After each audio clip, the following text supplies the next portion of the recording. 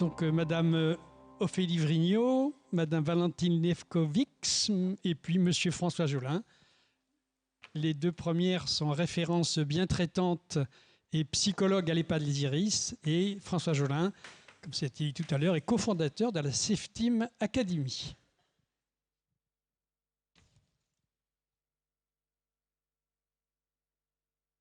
Tout d'abord, merci beaucoup pour l'invitation. Merci à Noémie Terrien et Marion Lucas pour l'organisation de cette journée.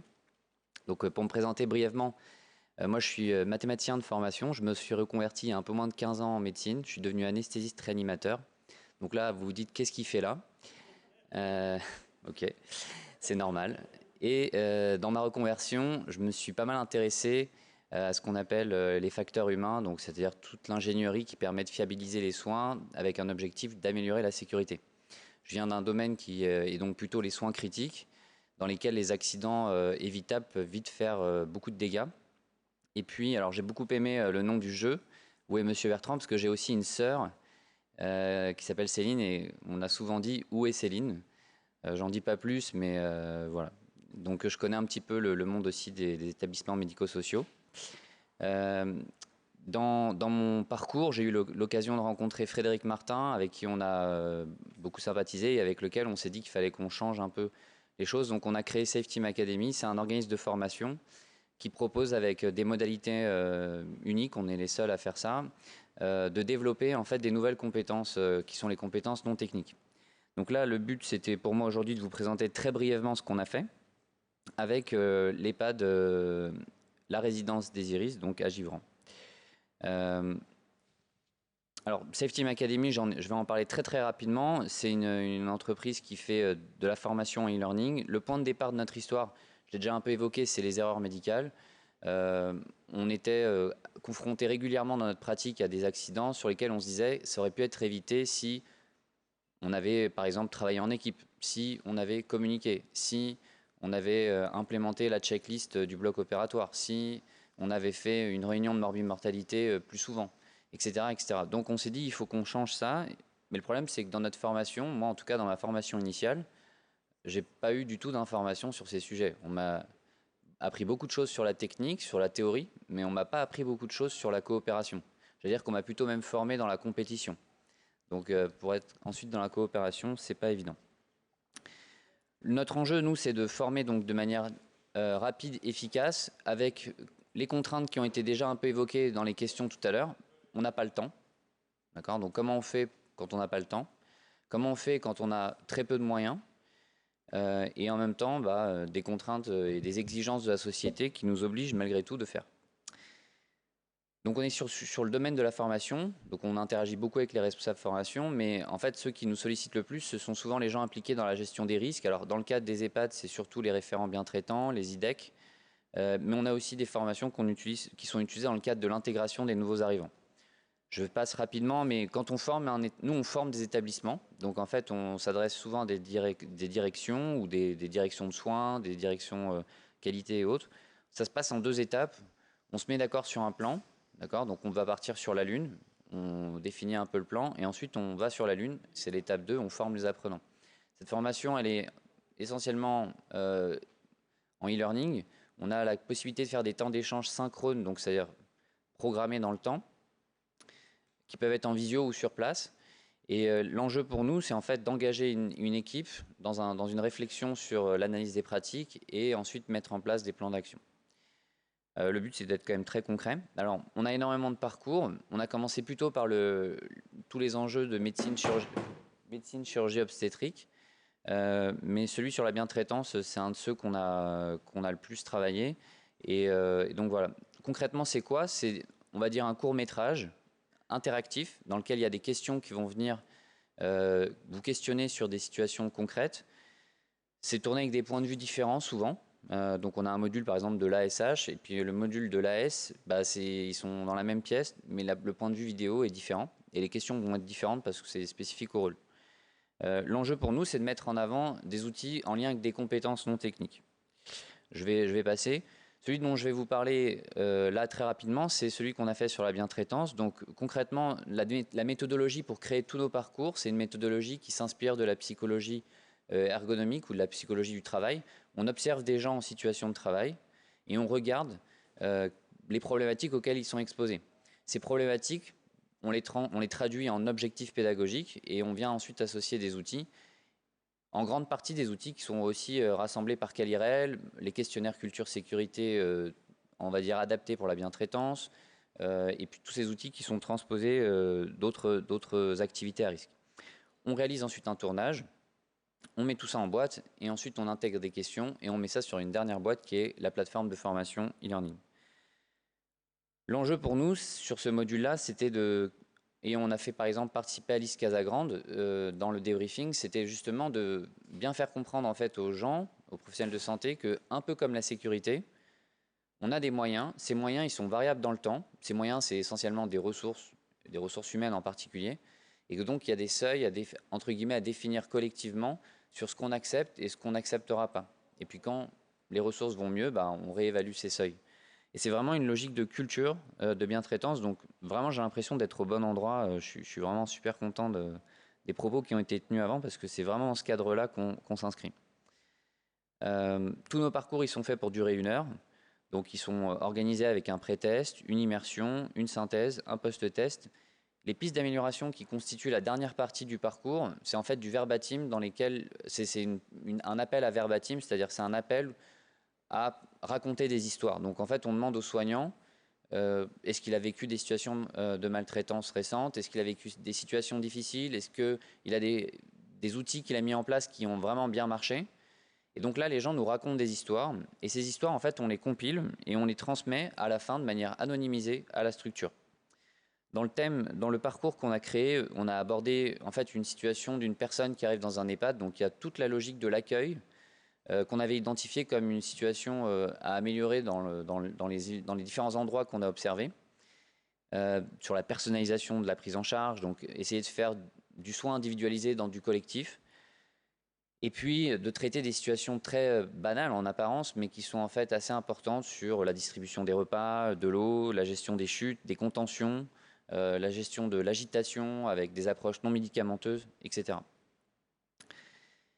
Sur l'EHPAD Les Iris, sur la résidence des Iris, donc c'est une session qui a eu lieu en e-learning, environ 12 personnes, qui s'est très bien passée globalement. La plupart des gens l'ont fini. Donc c'est ça aussi notre force, c'est que quand on inscrit des gens, ils vont au bout, parce que c'est très attractif, c'est court, c'est fait pour être fait un peu n'importe où, n'importe quand. On insiste avec la structure RH pour que ce soit compté dans le temps de travail, bien sûr. C'est de la formation, donc c'est de la formation professionnelle. Et on vient associer à cette partie e-learning un temps de discussion qui peut être en visio ou en présentiel. Avant d'y arriver, on présente un peu les résultats. Donc là, vous voyez les pistes d'amélioration. Vous avez des textes qui ont été écrits par des gens.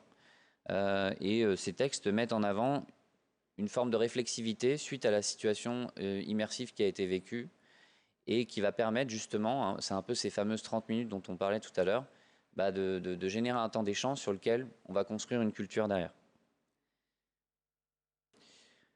La partie débriefing avec les Iris, elle a eu lieu en visio. Donc ça consiste en un tour de table, donc c'est un peu comme une réunion, on fait un peu le tour. Et ensuite on revient sur les objectifs, on part d'un contexte, on décontextualise et on recontextualise à la structure avec un objectif de mettre en place des plans d'action, développer des activités et améliorer la culture de la bientraitance. Sur la résidence des Iris, voilà des exemples de rétex, des exemples de retours écrits qui ont été faits. Ce qu'on observe, nous, dans nos formations, c'est que, en fait, c'est un peu une forme d'audit aussi, parce qu'en fait, on fait passer un nombre de gens parfois assez important, un scénario vidéo immersif dans lequel il y a des questions qui, en fait, renseignent sur la culture de l'entreprise. La culture de l'entreprise, c'est un grand mot, mais c'est pour dire quel est le climat de sécurité, quel est le climat de bientraitance dans la résidence, dans l'EHPAD.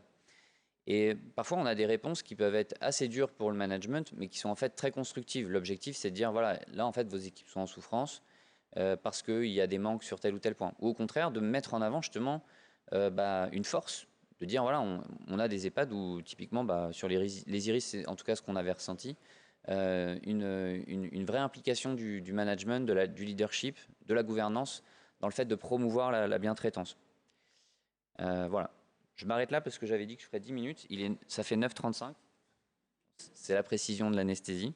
Je veux juste remercier tout le travail qui est fait par Calirel parce que c'est vraiment impressionnant. Quand on a construit le parcours, on a fait évidemment une recherche bibliographique de fond.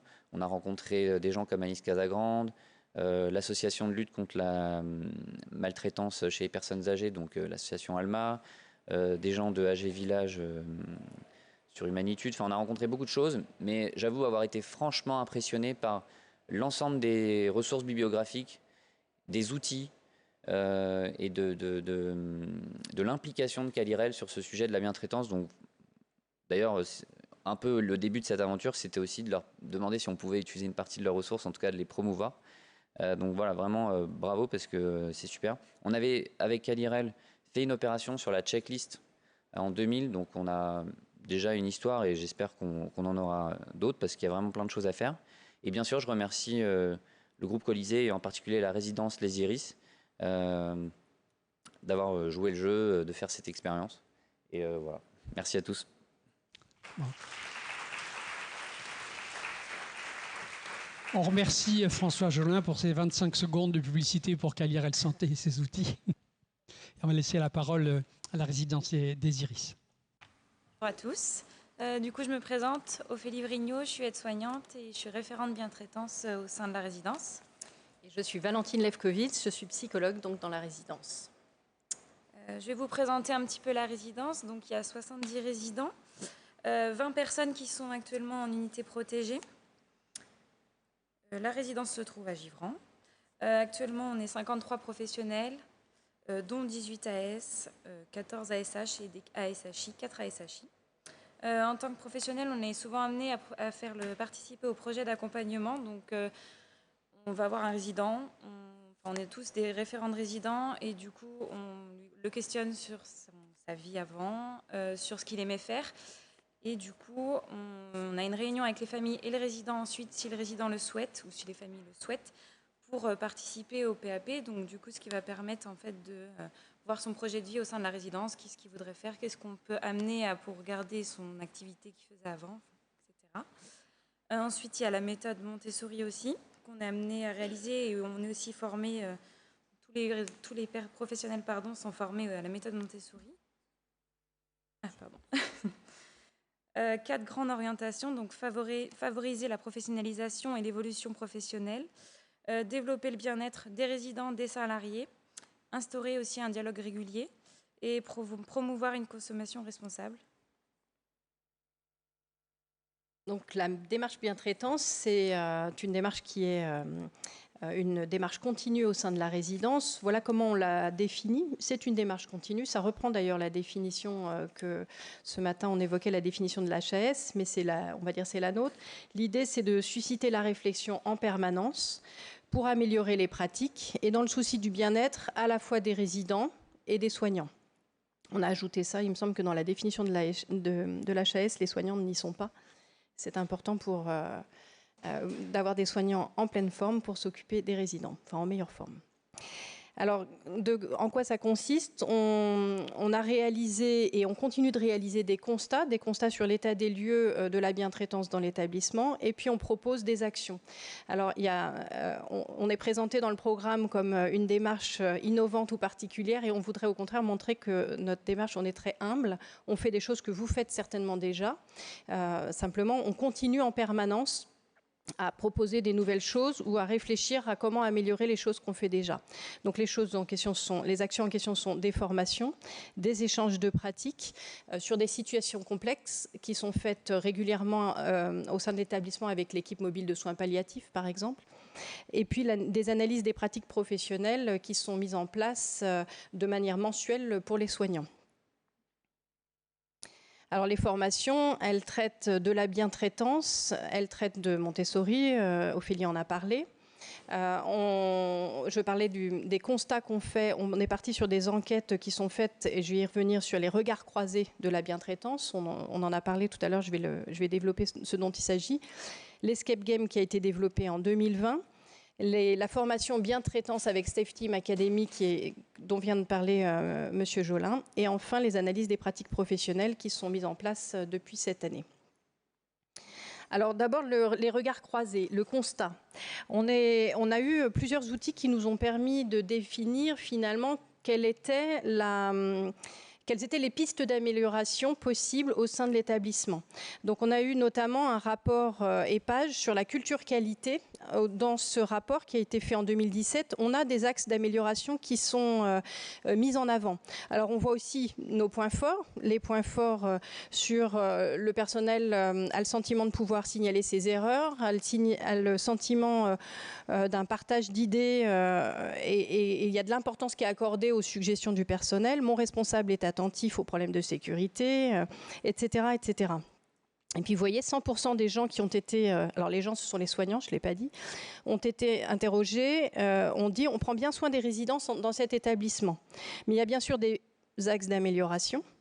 Et dans les axes d'amélioration, c'est des choses que je suis sûre vous avez entendu, vous voyez dans vos établissements. Trop de travail, on doit se dépêcher, on est insuffisamment nombreux pour faire face à la charge de travail. On ne respecte pas toujours l'ensemble des procédures pour aller plus vite.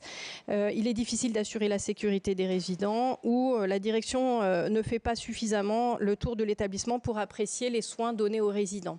Je suis sûre que ce sont des situations qui ressemblent à ce que vous pouvez observer chez vous. Et donc dans les propositions d'amélioration qui sont faites par le personnel en 2016-2017, vous allez voir qu'on retrouve des propositions qui sont du pratico-pratique, prendre plus de temps afin de respecter les besoins des résidents. Quelqu'un disait tout à l'heure, mais comment on fait quand on n'a pas de temps dédié? Revoir l'organisation en sous-effectif, l'organisation en mode dégradé, revoir l'entraide entre les métiers, discuter en équipe, échanger sur les pratiques. Vous voyez qu'on n'a rien de particulièrement innovant, si ce n'est que les professionnels eux-mêmes. Quelqu'un a dit tout à l'heure, nous on est parti de la demande ou de la proposition faite par les soignants dans notre établissement. C'est exactement ce qu'on fait aussi aux IRIS, à savoir les soignants eux-mêmes disaient mais il faudrait plus de formation, plus de mise en situation, le soutien et l'écoute de la direction. Et puis concrètement, revoir la prise en soin, le nursing, revoir la communication et revoir le protocole d'accueil des nouveaux résidents. Alors, je te passe le... Donc en 2020, on a pu participer du coup à l'élaboration de l'Escape Game avec Noémie et Marion. D'où là, on a réalisé en fait un brainstorming avec la directrice et le psychologue pour en fait promouvoir nos idées. Donc, on est parti de situations vécues et grâce aux situations vécues, ils ont pu réaliser ensuite l'Escape Game. Du coup, le jeu se déroule en 45 minutes avec 5 professionnels et un animateur. Ensuite, par le biais de cet Escape Game, du coup, on a un échange sur nos pratiques professionnelles, donc ce qui est important. Donc pour moi, tout ce qui est référente professionnelle et ensuite référente bien-traitance et les professionnels de santé. Dernièrement, on en a refait un. Et ce qui était encore plus intéressant parce qu'on ne s'attend pas du tout à ce que nos collègues évoquent des situations qu'elles ont pu avoir dernièrement. Et en fait, c'est hyper intéressant sur l'échange. Et je pense que ça leur a fait du bien, nous aussi, d'échanger sur ces moments-là. Ensuite, le biais de ce jeu, nous avons vu des axes d'amélioration. Donc, l'amélioration de la posture du soignant, donc être davantage à l'écoute du résident, de leurs ressentis, anticiper leurs besoins, mieux les connaître. Revoir aussi l'organisation pour avoir davantage de temps avec les résidents et améliorer la communication entre professionnels pour un meilleur suivi des résidents.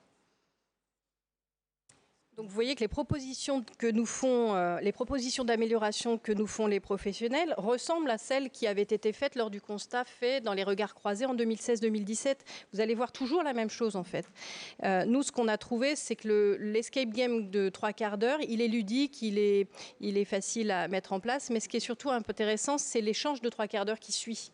L'escape game est un prétexte en fait pour parler des situations. On ne parle pas de nos résidents, on parle de Monsieur Petit, Monsieur Bertrand, vous verrez ça dans l'escape game, mais c'est l'occasion de parler de nos pratiques évidemment.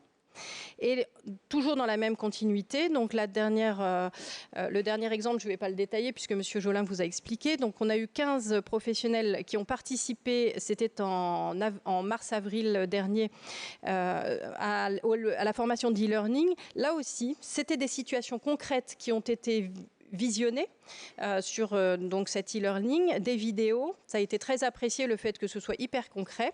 Un exemple qu'évoquait Ophélie ce matin en disant mais par exemple un pichet d'eau qui est posé dans la chambre, c'est bien, on hydrate tous les résidents, mais il est posé sur la table, la personne ne peut pas accéder à la table. Mais ça, c'est des choses, c'est une négligence banale, ordinaire, classique qu'on voit dans, je suis sûre, tous les EHPAD. Ne me dites pas le contraire. Les retours des participants, 86% des professionnels ont été satisfaits de la formation qui a été suivie. On a, je ne reviens pas complètement dessus, on a beaucoup de verbatim qui sont sortis anonymement, mais de situations concrètes vécues, des situations compliquées, des pathologies avec des démences qui peuvent être très compliquées à accompagner, des résidents qui finissent par nous user. Voilà, je ne reviens pas sur tout, mais beaucoup de situations ainsi. Et finalement, toujours les mêmes difficultés, si je les ai synthétisées, parce qu'il y avait plusieurs diapos, je vous synthétise, ce sont les situations d'agression, de violence, d'opposition des résidents et de refus de soins, et ça va vous parler aussi, qui reviennent comme faisant partie des difficultés repérées par les professionnels. Un manque de connaissances sur les nouveaux résidents, donc une communication à améliorer sur comment on accueille un nouveau résident, comment on a des informations avant son arrivée sur lui de façon à mieux l'accueillir, personnaliser son accueil. Sous la pression, le stress, mes réactions ne sont pas toujours bien adaptées, ou bien, et ça tout à l'heure on a parlé de cette culture du signalement, et c'est la difficulté pour nous, elle est là, c'est j'observe des choses, des actes, des paroles qui sont incorrectes, mais j'ose pas intervenir et j'en fais rien et j'en dis rien. Et je crois qu'aujourd'hui, c'est vraiment le cœur de notre difficulté. Et on a posé aussi, c'est Safe Team Academy qui pose aussi la question au terme de ce parcours, qu'allez-vous améliorer ? Et là aussi, on a tout un tas de verbatim. Et sur les retours, ouais, merci. Donc là aussi, malgré la surcharge, je vais essayer de prendre plus de temps. En tout cas, l'idée, c'est qu'à partir de cet outil-là aussi, il s'agit d'aider les professionnels à prendre conscience d'une amélioration possible dans leur pratique. Donc à la fois, ce qui est important, c'est pas forcément à nouveau la formation, mais pour moi, ce qui est important, et pour vous tous aussi, ce sont les échanges que cette formation permet d'initier au sein de l'équipe.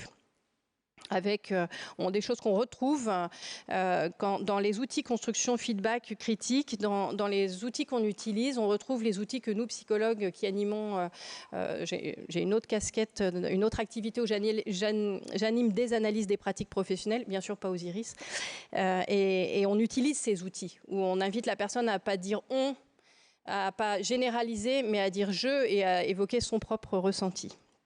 Donc ce qui est important pour nous, c'est ce débriefing.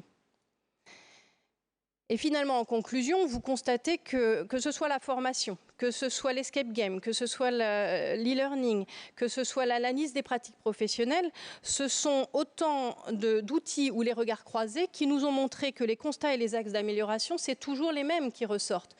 Depuis 2016, depuis 2017, quels que soient les outils qu'on utilise, on observe toujours les mêmes axes d'amélioration. Des soignants qui qui voudraient être davantage écoutés et qui, on a des retours, se sentent davantage écoutés, qui se sentent, c'est une démarche participative, qui se sentent davantage impliqués aussi.